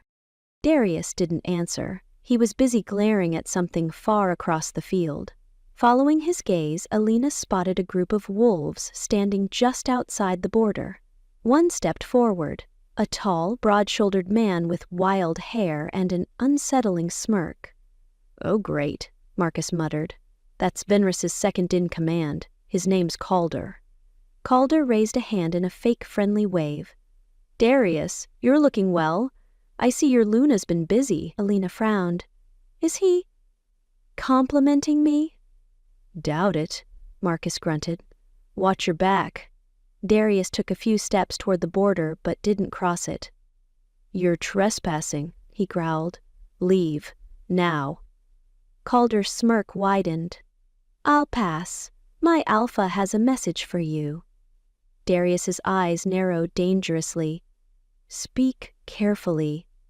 Calder's gaze flicked to Alina, lingering just long enough to make her uncomfortable. "Fenris says this can all stop. No more bloodshed, no more fighting." Alina raised an eyebrow. "Oh, that's nice. We love peace around here."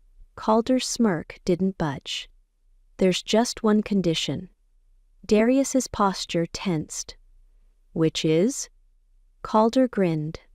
"Send Alina to Fenris. In exchange, he'll leave your pack alone." The entire field went dead silent. Alina blinked, pointing at herself. "Wait, me?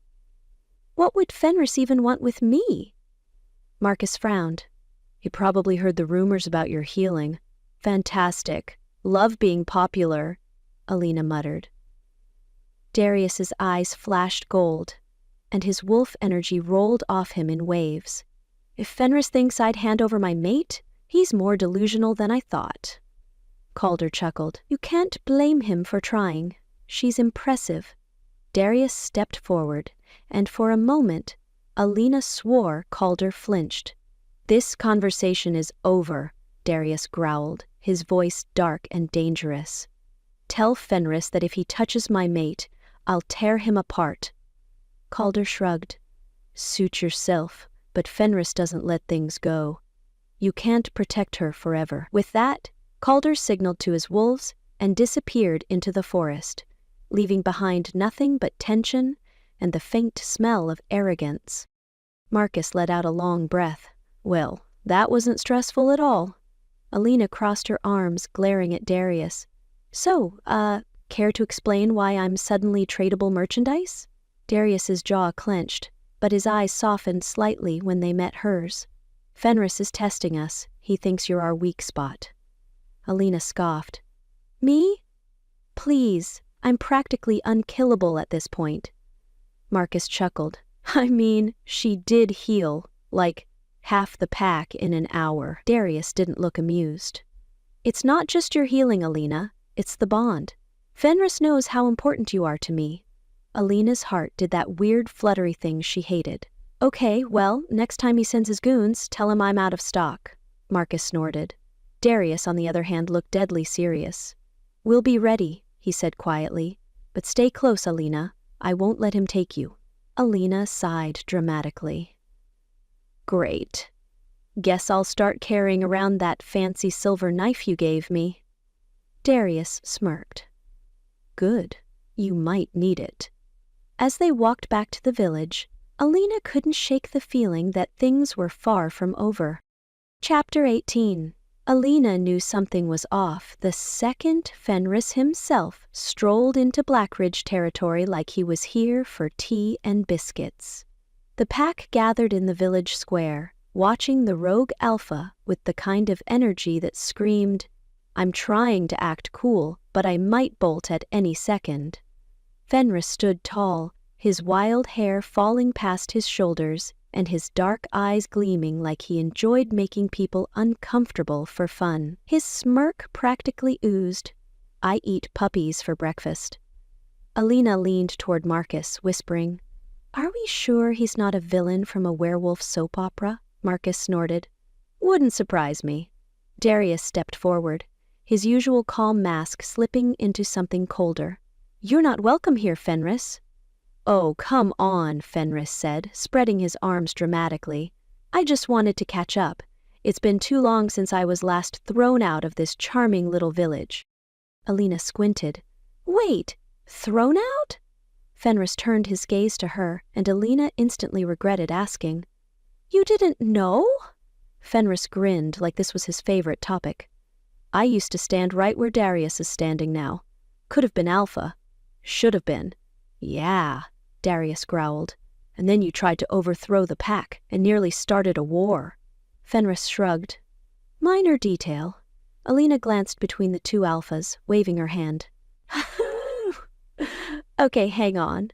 Someone needs to give me the full tea. Marcus, ever the helpful gossip, leaned closer. Fenris challenged for leadership a few years back. He wanted to combine packs and create one giant territory. Darius wasn't a fan. Darius shot Marcus a glare that said, Shut up before I throw you into the forest. Fenris chuckled. Darius and I used to be allies, brothers in arms, you could say. Until he decided I was too ambitious. More like unhinged, Darius replied flatly. Semantics, Fenris said with a grin. Alina frowned. So you've been holding a grudge all this time. Fenris's eyes gleamed as he stepped closer, just to the edge of what the pack would tolerate. It's not just a grudge, Luna. Your mate's bond with you changes things. It makes him stronger. It tips the scales. Alina shifted uncomfortably. Oh, right. Blame the healer. Classic. Fenris smirked. Don't flatter yourself. It's not just you. It's what you represent. She crossed her arms. And what's that? Power, unity, balance, Fenris said, his tone dropping to something darker. If Darius keeps growing stronger, the other packs will fall in line behind him. And that? That ruins all the fun for me, Marcus muttered. He's just mad he's not in charge. Darius ignored them both. His golden eyes locked on Fenris, voice hard as stone. You think trying to destabilize the pack will change anything. It already is, Fenris said casually, glancing around at the gathered wolves. Alina followed his gaze, and that's when she saw it. Wolves, whispering nervously to each other. some shifting their weight like they weren't sure where to stand. Cracks. Little fractures in the pack's unity, spreading slowly, like Fenris had planted seeds of doubt and was just waiting for them to bloom. I've heard the rumors, Fenris continued, circling the edge of the crowd. Some of your wolves aren't happy with how things are being run. They think Darius has gone soft. Darius's fists tightened, but he stayed silent. Alina, on the other hand, raised her hand like she was in school. Quick question. If Darius is soft, what does that make you? The unhinged wilderness guy. Fenris actually laughed. You're entertaining. I can see why he likes you. Gee, thanks, Alina deadpanned. Fenris stopped circling, his gaze flicking back to Darius. This isn't over. Sooner or later, your pack will have to choose follow you blindly, or follow someone who isn't afraid to lead by force. Darius stepped forward, and for a second the tension could have shattered glass. They'll follow me, Darius said coldly. Because I don't lead through fear. Fenris gave a slow, lazy smile. We'll see. With that, he disappeared into the trees, leaving behind a crowd of uneasy wolves and one very irritated alpha. Later that night, Alina found Darius at the edge of the village, staring at the horizon like it had personally offended him. She sidled up next to him, nudging his arm. You good? You've been brooding for like 2 hours straight. Darius didn't look at her. Fenris was right about one thing. Wow. That's not a sentence I thought I'd hear. Darius finally glanced at her, his expression softening just slightly. There are wolves in this pack who might not stand with me if Fenris pushes harder. Alina crossed her arms, leaning against him lightly. So, what's the plan? Fight him? Outbrood him? He smirked faintly. Maybe both. There was a long pause before Darius added, Fenris didn't just want leadership. He wanted to claim the pack through force. When he failed, I exiled him. Alina's brows shot up. Wait. Exiled? Like, kicked him out of the wolf club? More like dragged him across the border and told him he'd lose his head if he came back. Wow, she muttered, very subtle. Darius's golden eyes darkened. He hasn't forgotten. And now he's testing the pack, testing me and you. Alina sighed, brushing her hair back. Fantastic. Another psycho alpha who wants me for some weird power reason. I feel so special. Darius stepped closer, his gaze locking onto hers with that intense, I'll destroy anyone who touches you energy. I won't let him take you, he said quietly. Alina felt her heart flip, which she really needed to talk to it about later. I know, she replied softly, but even as she stood next to Darius, watching the stars scatter across the night sky, Alina couldn't shake the feeling that Fenris's threat wasn't just words. It was a warning. Chapter 19. Alina sat at the council table, staring at Darius like he'd just suggested they solve the Fenris problem with interpretive dance. Let me get this straight, she said slowly, tapping her fingers against the wood. Your plan is to attack Fenris's pack before he attacks us? Darius nodded, arms crossed, his golden eyes practically daring someone to disagree. It's the safest option. Marcus leaned back in his chair, casually munching on an apple. By safest, I assume you mean for us, not for the dozens of wolves we'll be mauling. Exactly, Darius replied without hesitation. Alina threw up her hands. Oh, great. I love the solve problems with more problems approach. Classic. Darius's gaze flicked to her, but she wasn't about to let him intimidate her into silence. Look, she continued. Fenris may be crazy, but launching an attack just makes us look like the bad guys. Plus, I don't know if you've noticed, but he likes fighting. We'd be playing right into his hands. Garrick, the oldest council member, grunted in agreement. Alina's got a point. A war means casualties on both sides. We can't risk it. Celine, sitting across from Alina, scowled. Or we could just take him out and stop pretending he'll play nice. He's not exactly the let's talk about our feelings type. Neither are you, Celine, Marcus quipped. Celine shot him a glare that could melt steel. Darius remained silent, but the tension around him was obvious. He hated this. All of it. Alina sighed, leaning forward. I get it. Fenris is dangerous. But if we keep running headfirst into every fight, we're just going to lose more wolves. There's another way, Darius arched an eyebrow. And what's that? The words were out before she could stop them. I'll negotiate with him. The entire room froze. Marcus choked on his apple. Garrick blinked like he hadn't heard correctly. Even Celine paused mid-glare. Darius? Yeah, he looked like she'd just suggested kissing Fenris on the mouth. No, Darius said flatly, crossing his arms tighter. Alina lifted a hand. Hear me out. No. Darius. Still no, Alina groaned, rubbing her temples. Look, if I go, Fenris won't pull anything stupid. He wants me for some weird bond reason. I can use that to our advantage. Marcus squinted at her. I don't know if, hey, the rogue alpha thinks I'm shiny counts as a negotiation tactic. It's better than starting a war, Alina shot back. Darius's golden eyes burned into her. It's not happening. She met his glare head on, even though her inner wolf was screaming, What are you doing? Why not?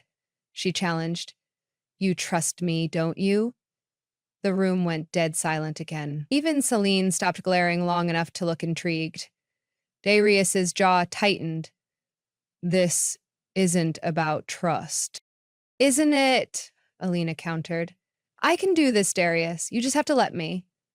For the first time since the meeting started, Darius looked genuinely conflicted.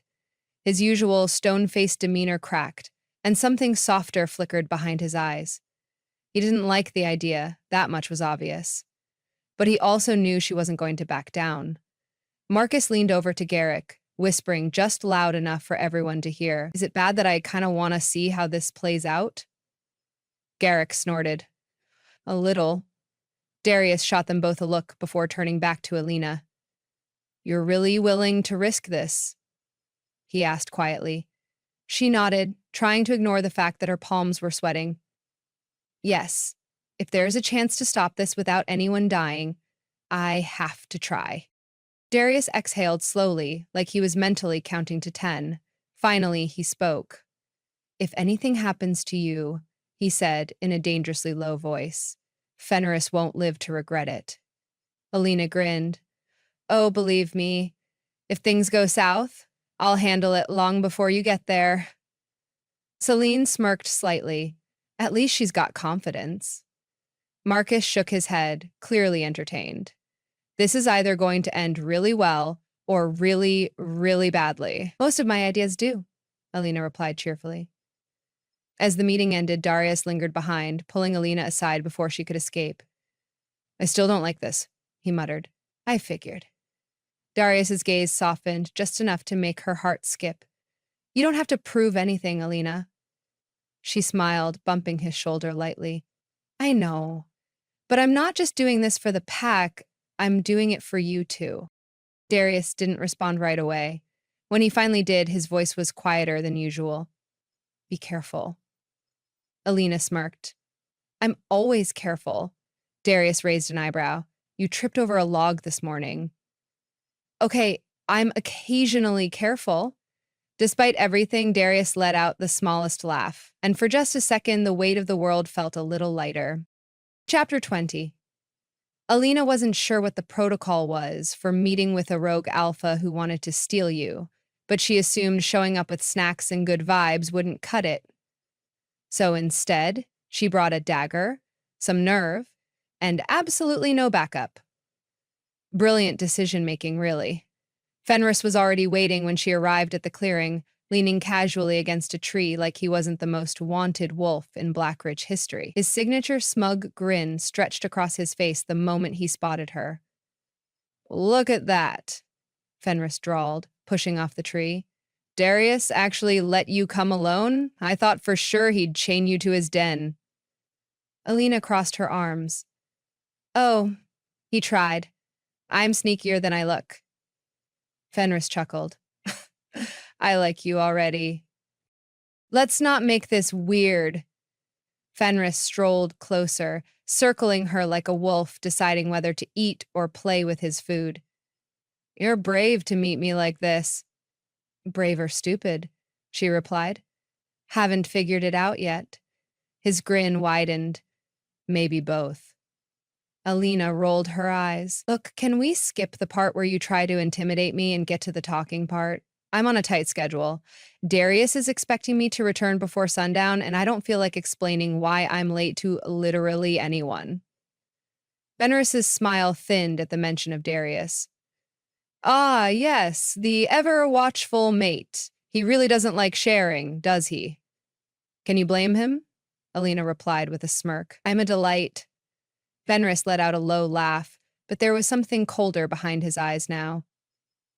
I can see why he's so protective. Alina's shoulders stiffened. Let's keep this professional. Why did you call for me? Fenris's gaze sharpened and the playful act dropped like a stone. I'm giving you a choice, Alina. Darius may be strong, but his way of ruling is limiting. Oh, here we go, Alina muttered, the join the dark side speech. Fenris's eyes gleamed. You joke, but you don't understand the full picture. Darius's obsession with control will break him, and when it does, he'll take you down with him. Alina's smirk faded. You don't know him as well as you think you do. Fenris stepped closer, lowering his voice. I know him better than you ever will. I've seen the side of him he hides from the pack, maybe even from you. Alina clenched her fists, resisting the urge to stab him, just to make him stop talking. What exactly are you offering? Fenris leaned in, just enough to make her skin crawl. Join me. Rule by my side. You and I could lead something far greater than this little pack. You wouldn't have to stand in Darius's shadow. Alina pulled back, glaring up at him. Not interested. You're sure? Fenris said, voice soft but deadly. I've felt your power, Alina. You're not just a healer. There's something else, something even Darius can't tame. For a brief second, her heart skipped. She hated how much his words nagged at her. Nice try, she said, forcing herself to stay calm. But I'm loyal to Darius. You're wasting your breath. Fenris's smirk returned, but there was a flicker of disappointment behind it. Loyalty is a fragile thing. Let's see how long it lasts. Alina turned to leave, done with whatever mind games he thought he was playing. But as she stepped away, Fenris called after her. This won't be the last time we speak, he said. Sooner or later, you'll see things my way. And when that happens, I'll be waiting. Alina paused, not bothering to turn around. You'll be waiting a long time, Fenris. She left him standing there, feeling his eyes on her back long after she disappeared into the trees. By the time Alina returned to the village, the weight of Fenris's words hung over her like a storm cloud that refused to leave. She found Darius waiting by the gate, arms crossed and radiating disapproval. You're late, he said, his voice calm but edged with irritation. Alina offered a breezy smile. What can I say? Fenris is a talker. Darius's eyes narrowed. Did he threaten you? Nope, she replied, but he did offer me a job. Darius blinked. What? Alina shrugged. Apparently, I'm eligible to be Rogue Alpha Queen now. Who knew? Darius's expression darkened. And I said no, obviously. Darius let out a breath, tension still thick around him. Good. But Fenris won't stop there. Alina sighed, brushing hair from her face. Yeah, he made that super clear. Something about fate and not being able to protect me forever. Standard villain monologue stuff. Darius stepped closer, his gaze searching hers. And what do you think? Alina hesitated, She wanted to laugh it off, to make some snarky comment about how Fenris was just bitter and dramatic. But the truth? Fenris's words had planted something small but stubborn in the back of her mind. I think, Alina finally said, meeting Darius's eyes, we're going to have to be careful. Your pack trusts you, but Fenris knows how to find the cracks. Darius's jaw tightened. I'll handle it. Alina tilted her head.